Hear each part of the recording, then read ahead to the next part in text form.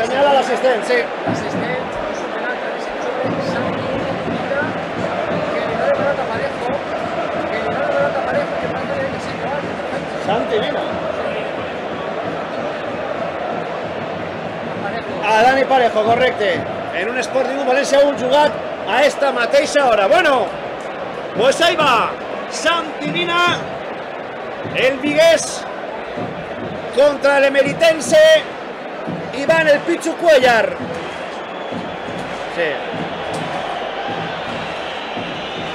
Pot sentenciar el València. Sí. Pot sentenciar el València.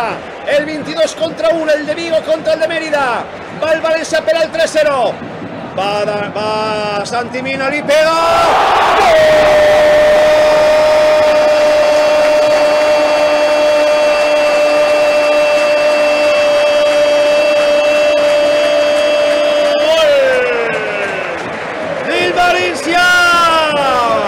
Galicia, calidad de Santi Mina.